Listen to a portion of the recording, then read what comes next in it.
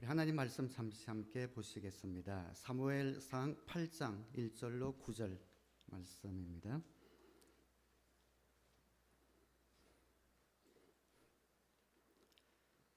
구약성경 사무엘상 8장 1절로 9절까지 사무엘이 굉장히 마음이 상한 그런 상황을 만나는데 왜 마음이 상했는지 그 마음을 헤아리면서 제가 읽을 때에 생각하면서 따라오시기 바랍니다.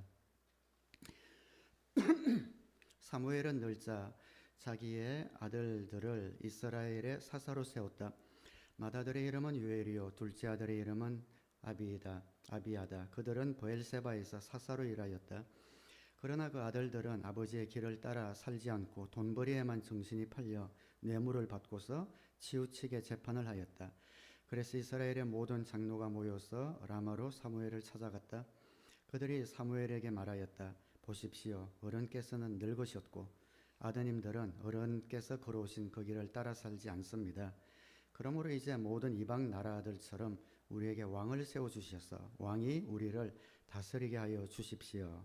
그러나 사무엘은 왕을 세워 다스리게 해달라는 장로들의 말에 마음이 상하여 주님께 기도를 드렸더니 주님께서 사무엘에게 말씀하셨다.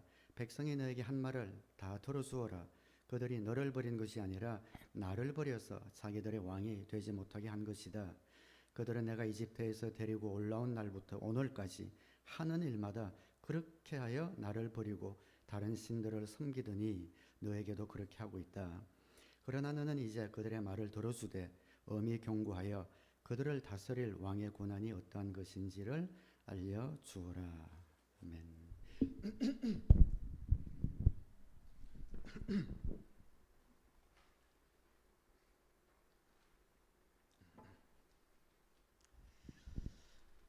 오늘 사회를 사는 사람들의 마음이 편치가 않습니다.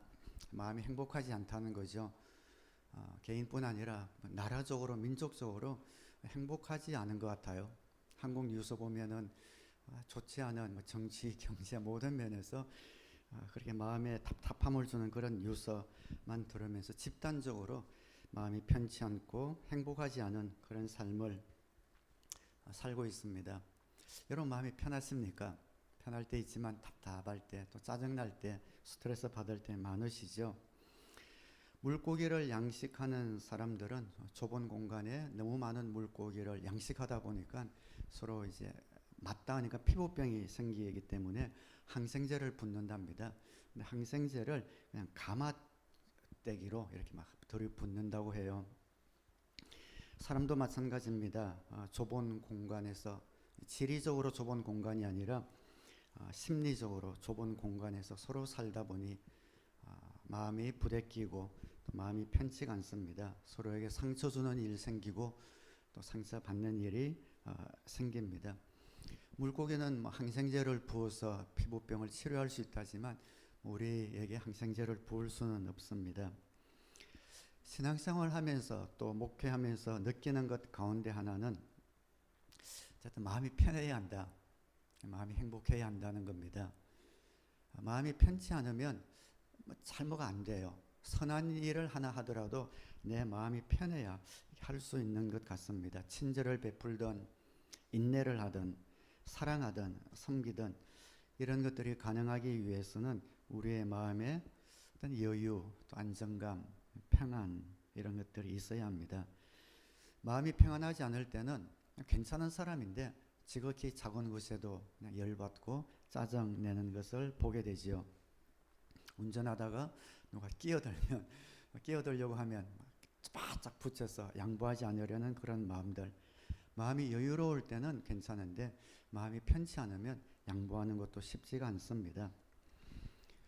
그렇다면 우리는 이 땅을 자연인으로도 살아가지만 신앙인입니다. 크리스찬으로 살아가는데 신앙생활도 기분에 좌우돼야 하는가? 기분이 좋아야 신앙생활도 쉬워지고 잘해야 하는가? 그럴 수 없다는 거죠. 우리의 신앙생활, 믿음은 기분에 좌우될 수 없습니다. 사실 믿음으로 산다라는 것은 이것부터 배우는 겁니다. 나의 이제 믿음의 여정은 기분에 좌우되는 것이 아니다. 내 느낌이나 감정에 좌우되는 것이 아니라 이제 내가 믿은 그 믿음을 붙들고 쫓아가는 것이다. 거기서 출발해야 합니다. 믿음으로 산다라는 것은 눈에 보이거나 귀에 들리거나 마음으로 느껴지는 것에 의해 흔들리는 것이 아니라 오직 하나님의 말씀을 쫓아가는 겁니다. 근데 그게 쉽지가 않습니다. 이 땅에 살기 때문에 눈에 보이는 것 많고 귀에 들리는 것 많고 느껴진 것 많은데 그런 것들은 우리의 마음에 평안을 갖다 주는 것보다 어지럽게 하는 내용들이 많기 때문에 그렇습니다. 이런 별의별 일이 다 생기는 곳이 이 세상입니다. 우선 그걸 인정하고 출발해야 합니다. 오늘 맹 목사님 기도 가운데서도 이 땅 살아갈 때 경제적, 육체적 여러 가지 일들이 있지만 믿음 지키자 그런 기도를 해주셨는데 맞습니다.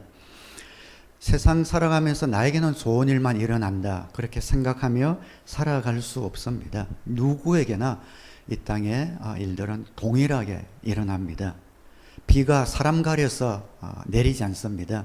왕이나 아니면 거린이라도 비는 사람 가려서 내리지 않고 누구에게나 다 내립니다. 이 세상에는 그래서 안 믿는 사람의 VIP가 아니라 진짜 원래 의미의 VIP 그런 사람이 없습니다. 인생의 비도 마찬가지지요. 모든 사람에게 똑같이 오는 것이지 어떤 사람에게만 늘 맑은 날만 오는 것이 아니다. 여기서 출발해야 합니다. 그러나 하나님께서는 우리에게 믿음을 주셨습니다. 믿음을 주실 때는 믿는 사람에게 특별한 환경을 조성해 주셔서 믿음으로 사는 사람을 편하게 해주시는 것이 아니고 똑같은 여건 속에서도 믿음으로 살기를 요구하신다는 거죠. 그것이 믿음의 생활이고 또 우리 믿음의 능력입니다. 누구에게나 인생의 비가 똑같이 내리지만 그것을 같이 맞지만 그것이 반응하는 해석하는 그런 자세 능력이 다른 것이 그리스도인이다. 하나님께서는 그것을 원하신다라는 겁니다. 다니엘의 세 친구가 뜨거운 풀무불 속에 들어갔습니다. 그 세 친구를 위해서 하나님이 그 순간에 풀무불 온도를 급격하게 낮추지 않으셨습니다. 똑같았고 오히려 더 뜨거웠죠. 그래서 세 친구를 풀무불 속에 집어넣는 사람들 오히려 타서 죽을 만큼 뜨거웠습니다. 같은 환경이었습니다. 다니엘을 사자굴 속에 넣었을 때 사자가 갑자기 온순해진 것도 아닙니다. 똑같은 여건 속에서 불타버리는 사람이 있고 또 사자에게 먹히는 사람이 있지만 살아남는 사람이 있습니다. 믿음으로 살아가느냐 아니냐의 차이입니다. 이 세상 살아갈 때 외적인 그런 많은 상황 때문에 우리 마음이 편치 않죠. 악이 있고 고난이 있고 스트레스들이 있습니다. 그리고 내면적인 이유들이 있습니다. 똑같은 일이 있지만 내 속에 있는 자존심, 또 열등감, 또 교만 이러한 문제들 때문에 마음이 편치 않기도 합니다. 우리가 마음에 상처를 입거나 마음에 번민이 올 때에 우리 마음 그것은 외적인 요인뿐만 아니라 우리 마음에 준비가 되지 않을 때 상처를 받습니다. 세상이 바뀔 가능성은 적습니다. 사람들이 변할 가능성도 적습니다. 내가 변하지 않으면 안 되는 그런 삶을 우리가 살아가요. 지난주 설교 때 하나님 아빠에 대해서 설교했는데 요즘 그런 하나님 아빠에 묵상하면서 그런 마음이 많이 들고 또 그런 기도를 하면서 좀 살아가는 것 같습니다. 하나님께서 나의 아빠가 되신다. 나의 창조주시지만 나의 아빠가 되시니 내가 부족할 게 뭔가. 오늘 또 목녀님 감사일기 쓰신다고 하셨는데 저도 감사일기를 매일 씁니다. 그러면서 마음의 지평이 조금씩 넓어지고 여유로워지고 어떤 환경은 변하지 않는데 그것을 받아들이고 수용하고 해석하는 그런 능력들이 성숙해 가는 것을 보게 됩니다. 오늘 본문에 보시면 마음이 편치 않은 한 사람이 나옵니다. 사무엘이라는 사사입니다. 이스라엘의 선지자요 사사예요. 사사는 나라를 다스리는 재판관이라는 뜻입니다.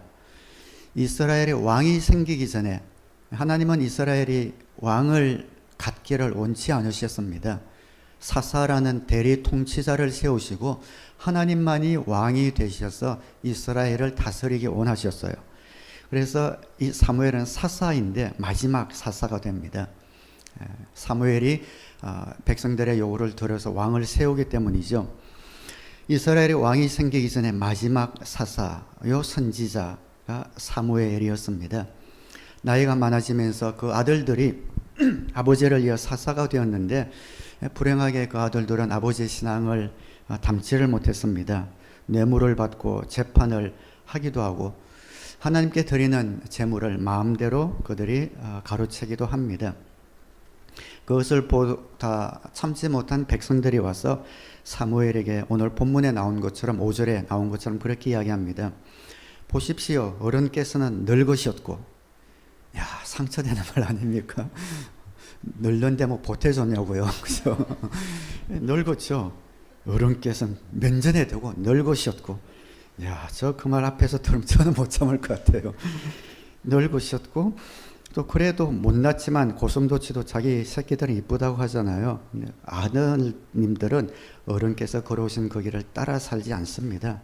당신은 이제 한물 갖고 아들들도 볼 일 없는데 뭐 그 자리를 버티고 있냐, 그 말 아니겠습니까? 그러니 이제 조용히 물러가시고 다른 나라들처럼 우리에게도 왕을 주셔서 왕이 우리를 다스리게 하여 주십시오라고 요구합니다. 아주 언짢은, 마음 상하는, 밤잠을 아마 설칠 만한 그런 말이었습니다. 당신의 때는 지나갔고 당신의 아들들도 우리 마음에 전혀 차지 않습니다. 완전히 깎아내리고 특별히 아들들도 이제 볼장 다 봤다라는 식으로 말하는 거죠. 그래서 6절에 그러나 사무엘은 왕을 세워 다스리게 해달라는 장로들의 말에 마음이 상하여 자기 일을 깎아내리고 아들들도 깎아내리는 것을 넘어서서 지금까지 그가 가르친 것은 우리 이스라엘은 하나님만이 왕입니다. 우리는 왕이 필요 없습니다. 라고 사사로서 다스렸는데 그 하나님의 말씀까지 거부하면서 왕을 세워달라고 하는 거예요. 여러 가지 복합적인 그런 말들 때문에 마음이 상했습니다. 여러분 마음이 상할 때 어떠세요? 여러분 무엇을 합니까? 이렇게 운동을 한다든지 긍정적으로 푸는 사람도 이제 마음이 상하면 막 계속 되새기게 되고 안 좋죠. 심적으로 안 좋습니다. 괜히 남편에게 아내에게 짜증내게 되고 자녀들에게 소리 지르게 되고 마음이 상하면 좋은 것이 흘러나갈 수가 없습니다. 그것이 일반적인 반응 아닙니까? 여기 사무엘에 배울 점이 있어요. 마음이 상하여 주님께 기도를 드렸더니, 여기서 오늘 말씀 좀 나누고 싶은 포인트입니다. 믿음의 사람, 그래도 나이도 많고 그렇지만 아들들 교육도 못 시켰지만 평생 하나님과 교제했던 사무엘, 이 사무엘은 마음이 상할 때 그 문제를 하나님 앞에 갖고 나갑니다. 쉬운 것 같지만 쉽지 않아요. 하나님 앞에 갖고 나가서 기도합니다. 그 외에는 방법이 없기 때문에 누구에게 하소연하겠습니까? 소갈이 하겠습니까? 백성들과 다투겠습니까? 그 문제를 안고 주님 앞에 가지고 가서 기도를 합니다. 그랬더니 하나님이 응답을 주시는데 좀 예상 외의 응답을 주셔요. 7절에 주님께서 사무엘에게 말씀하셨다. 백성이 너에게 한 말을 다 들어주어라. 전혀 예상하지 못한 응답이에요. 왕을 세우라고 한다고? 이런 배은망덕한 놈들이 있나? 넌 가서 절대로 그러지 않겠다고 선포해라. 하나님의 벌이 임할 거라고 전해라. 이래야 맞는데, 그걸 기대했는데 왜 그렇게 하는데 너에게 한 말을 다 들어주어라. 하나님 그렇게 말씀하셔요. 그리고 나서 이제 이스라엘 왕정 시대가 시작됩니다. 저는 신앙생활 하면서 또 목회하면서 이런 하나님의 응답을 자주 만납니다. 의외의 응답. 내가 생각하는 하나님은 이러실 거야 라는 것보다 그거는 나의 상상이고 나의 의지의 산물일 가능성이 많은데, 많은 경우에 하나님의 응답은 전혀 생각하지 못한 어떻게 이런 하는 그런 직관을 통해서 확 넣어주는 것 같은 그런 것들을 느낄 때 하나님의 응답이구나, 그런 것들을 많이 경험할 때가 있습니다. 우리는 스스로 생각할 만한, 스스로 합리화하고 또 스스로 위로해서 하나님의 응답이라고 생각할 수도 있지만, 그것보다 하나님의 응답은 우리의 생각을 뛰어넘어 이런 방법이 있었구나, 생각지도 못한 그런 방법으로, 또 그런 생각지도 못한 때에 우리에게 말씀하시는 그런 하나님. 그래서 오늘 사무엘에게 말씀하시는 이 말씀은 사무엘이 생각지도 못한 말씀이었기 때문에 하나님의 응답인 것을 우리가 알 수가 있습니다. 지난주에 제 이제 딸은 2년 전에 이제 집을 나가서 자취하면서 잘 살고 있고요.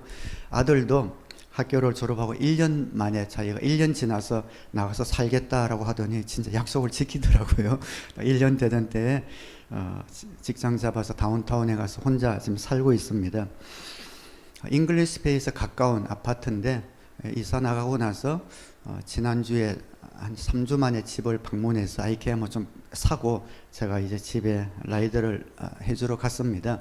그래서 짐을 다 옮겨놓고 목요일이었나 저녁이었는데 한 7시 8시쯤 됐네. 집에 가려고 이제 차를 타고 습관적으로 구글 맵을 켰어요. 길은 아는데 또 막히지 않는 길로 가고 싶어서 켜면서 출발을 했는데, 그 잉글리시 베이 코막스에서 나오면 덴만 스트릿이잖아요. 덴만에서 라이턴을 하면은 당연히 뭐 랍선이나 아니면 넬슨이나 이쪽으로, 이제 어쨌든 제 집이 동쪽에 있으니까 킹스웨이 쪽으로 이제 가는 길을 가르쳐 줘야 되는데, 가면서 보는데 내비가 스탠리 팍 있는 데를 가리키는 거예요. 제가 얼마나 놀랐는지. 스탠리 팍에서 라이온스 게이트로 이건 다 완전 반대 방향이거든요. 그래서 가면서 당황해가지고 신호가 잠시 섰길래 구글 말고 아이폰 앱을 또 바로 켰어요. 홈 눌렀더니 똑같이 그쪽으로 가리키는 거예요. 제가 좀 길치거든요. 아무리 길친데 이건 아니다. 그 라이온스 게이트 넘어가면 놀벤으로 가는데 집간 반대로 가는데 뭐 이런 게 다 있나 싶었지만 에라 모르겠다, 한번 믿어보자 하고 따라갔습니다. 결론은 너무 잘 갔어요. 와, 집에까지 보통 제 생각대로 킹스웨이를 타야 되는데 킹스웨이가 길도 복잡하고 많이 밀리잖아요. 킹자 들어가는 길이 별로 안 좋은 것 같아. 썰이 킹조지도 별로 안 좋아하거든요. 킹 받는 길들인데 어쨌든 그쪽으로 가야 되는데 그쪽으로 이쪽으로 가는데 보통 35분 정도 걸리는데 그때 26분 만에 갔어요. 훨씬 하이웨이가 뻥 뚫려 있는 데다가 딱 갔는데, 야, 그 시간에 그 스탠리 팍 쪽을 해서 라이온스 게이트를 넣는데 석양이 넘어가는 얼마나 아름다운지, 야, 마치 선물 같은. 그리고 그걸 지나자마자 캐필란으로 가서 바로 하이웨이로 들어가더라고요. 그래 뻥 뚫린 길을 오면서 막 찬송이 나왔던 적이 있습니다. 그러면서 그날 감사일기로 흥분해서 제가 막 쓰긴 했는데, 하나님의 선물이구나 이런 생각이, 이야, 내 생각과는 완전히 다른 구걸이 가르쳐 주면서 그런 선물을 받은 그런 기분이었는데, 하나님이 일하시는, 응답하시는 방법이 많은 경우에 이렇습니다. 우리 사람의 문제, 상한 마음을 하나님이 치료하시고 위로하실 때 육신의 방법으로 생각할 수 없는 그런 대안으로 문제를 극복하게 하십니다. 하나님만이 하실 수 있는 그런 방법을 주실 때가 참 많습니다. 누군가 오리를 가자고 하면 십리를 가주라, 오른밤을 치면 왼밤을 돌려대라, 그런 말씀이 주님이 주신 응답 아닙니까? 이 세상 가치관과는 반대로 가는 것이죠. 근데 거기에 해답이 있더란 말이죠. 누가 겉옷을 달라면 속옷까지 주라, 달라는 자에게 거부하지 말라. 우리의 방법이 아닙니다. 우리는 그렇게 절대 대응하지 않습니다. 근데 말씀대로 갔더니 그 길이 지름길이고 그 길에 하나님이 마련하신 선물이 있더라는 것이죠. 하나님이 왜 이런 말씀을 우리에게 주시는가? 그것이 하나님의 방법이기 때문에 그렇습니다. 세상 살아가면서 마음이 편치 않아요. 근데 우리 방법대로 하려면 더 꼬입니다. 그럴 때 마음이 상하여 주님께 기도하러 나갔더니 그때 비로소 해답이 있습니다. 그때 비로소 자유함을 얻을 수 있고 자신의 마음을 괴롭게 하고 불편하게 하는 그런 번민으로부터 헤어나올 수가 있습니다. 그래서 사무엘에게 백성의 말을 거부하라, 그들을 대적하라, 혼내라 이렇게 하지 않고 그들의 말을 들어주라고 하시면서 지난주처럼 여기에서 아빠 되신 하나님의 마음을 느꼈는데요. 7절 8절 보면 그들이 너를 버린 것이 아니라 나를 버려서 자기들의 왕이 되지 못하게 한 것이다. 그들은 내가 이집트에서 데리고 올라온 날부터 오늘까지 하는 일마다 그렇게 하여 나를 버리고 다른 신들을 섬기더니 너에게도 그렇게 하고 있다. 이 말씀이 사무엘에게 얼마나 큰 위로가 되었을까요? 하나님, 저거 늙었다고 그래요. 아들들 싫다고 물러나라고 합니다. 야, 너한테도 그러니? 나한테도 그래. 하면 그러시는 거예요. 나한테도 그러는데 뭐 너한테 오죽하겠냐. 야, 참 그놈들 참 이렇게 사무엘에게 공감해 주시는 거죠. 그들이 너를 버린 것이 아니라 나를 버린 거야. 이집트에서 데리고 온 날부터 지금까지 하는 일마다 나를 반대하고 다른 신들을 섬기더니 너한테도 좀 그렇게 하는구나. 아휴, 마음 아프겠다. 하나님의 위로로 위로해 주시는 거잖아요. 야, 얼마나 좋으신 하나님이십니까? 마음이 상할 때 내 식대로 풀려고 하지 않고 그 문제를 안고 기도하러 나아갔더니 하나님만이 해결할 수 있는 그런 응답을 주실 뿐 아니라 그 마음까지 공감하면서 위로해 주시는 거죠. 너희 백성들의 완악함 때문에 나도 힘들다, 나도 괴롭다 라고 하나님이 말씀해 주시는 이 말씀이 사무엘에게 큰 위로가 됩니다. 지난주에 말씀드린 것처럼 제가 새벽기도 초소를 새로 찾았는데 너무 좋습니다. 저와 저보다 나이는 적은데 젊은 목사님이 마음이 통하고 편한 목사님이세요. 배세원 목사님인데 그분과 둘이서만 기도해요. 그분이 교회에서 고층 콘도인데 그 15층 콘도를 하나 샀어요. 사무실 겸 여러 용도로 사용하려고. 근데 사용 용도는 별로 없더라고요. 그래서 새벽기도 그분이 혼자 기도하는데 앞에 의자에 앉아서 이제 음악을 틀어놓고 스크린에도 이제 음악을 이게 나오게 하고 카메라로 유튜브로 자신의 기도하는 모습을 뒤에서 찍고 혼자 기도만 그렇게 오랫동안 하고 계셨더라고요. 처음에 그걸 들었을 때 뭘 그렇게 하나, 설교도 예배도 없이 딱 6시 되면 그 목사님은 앞에 기도하는 걸 뒤에 유튜브로 틀어놓고 성도님들도 원하는 사람들은 들어와서 그 음악 들으면서 같이 기도하도록 하는데 직접 보니까 생각보다 좋더라고요. 전 성도님들이 그걸 볼 때 목사님이 오늘 새벽도 변함없이 저렇게 기도하고 계시는구나 그걸 볼 수가 있고 좋더라고요. 그분 앞에서 기도하고 저는 이제 앞에 또 의자를 하나 놔두고 전 여기서 기도를 하래요. 근데 저는 이제 카메라에 안 잡히게 한다고 하는데 앞에서 하는 것보다 전 뒤에 이제 식탁에 앉아서 하는 게 편해서 뒤에 식탁에 앉아서 기도를 하고 있습니다. 다른 교회 가면 그래도 목사님이나 그 성도님들 눈치를 봐야 되는데 마음이 통하는 목사님만 있으니까 그냥 막 소리 지르고 막 하는데 너무 좋아요. 기도하는 것이. 혹시 사진 있나요? 예, 저렇게 이제 제가 한번 뒤에서 기도하며 찍었는데 목사님이 앞에서 기도하는 그런 모습이에요. 저는 뒤에 식탁에 앉아서 이렇게 기도를 해요. 근데 그저께 이제 기도하는데 하면서 이제 식탁에 물을 놓고 이제 물을 마시려고 하는데 보니까 목사님이 안 보여요. 저렇게 앉아서 기도하다가 어떨 때는 바닥에 앉아서 기도하기도 하거든요. 근데 봤는데 안 보여요. 소리는 들리는데. 다음 사진 한번 볼까요? 자세히 봐야 보이는데 목사님 누워 있죠. 그러니까 참 편해요. 하다가 이제 졸리니까 좀 누운 것 같아. 그냥 누워서 주야 하면서 이렇게 하고 있는데 그 모습이 너무 이뻐 보이는 거예요. 누워서도 주야 이렇게 하고 있는 것이 귀엽기도 하고 이뻐 보여서 사진을 그렇게 찍었습니다. 저도 뒤에서 기도할 때 격식 차리고 기도하지 않고 막 기도하면서 하나님께 마음을 토해내는 그 시간, 저도 머리를 막 쥐어짜면서도 기도하기도 하고요. 기괴하게 막 기도를 합니다. 너무 좋습니다. 하나님 앞에 안기는 마음으로 그렇게 기도합니다. 살아가면서 마음 상한 일, 또 여러 가지 스트레스 받는 일, 또 내 힘으로 할 수 없는 일 갖고 새벽에 하나님께 막 토해내고 나면 마음이 그렇게 시원하고 생기가 돋을 수가 없습니다. 이 세상에 많은 실망의 문제가 있지 않습니까? 그 실망스러운 일 없을 수 없습니다. 또 찾아올 겁니다. 그것을 극복할 수 있는 방법은 믿음과 기도 외에는 없습니다. 분노의 문제가 찾아오지 않습니까? 화나는 일 많죠. 몸에 병이 생길 수도 있습니다. 이 분노의 문제도 주님 앞에 갖고 나와 기도하는 수밖에 없습니다. 욕망의 문제가 있습니다.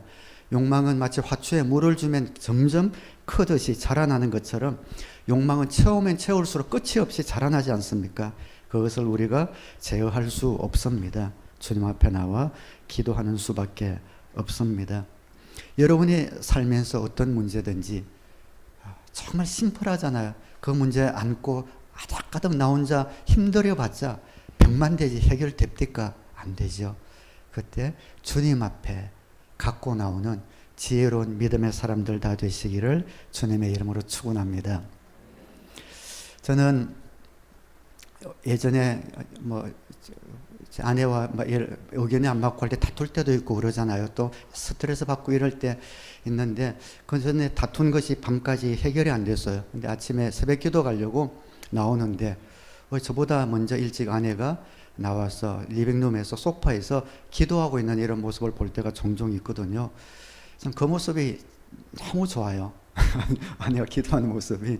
그래서 그 전날 다투었다 하더라도 아침에 기도하는 모습 보면은 됐구나 이런 안심이 생기고 주님께 기도하는데 좀 해결해 주지 않겠어요?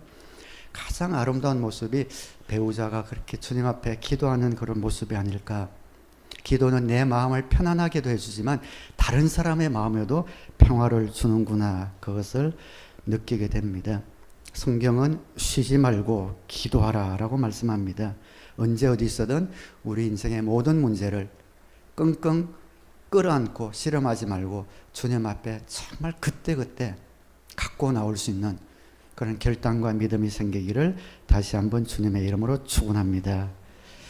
말씀을 마치면서 좀 기억하면 좋을 것 같아요. 제가 마음이 상하여 이러면 여러분은 기도를 드렸더니 이렇게 한번 하면 좋겠어요.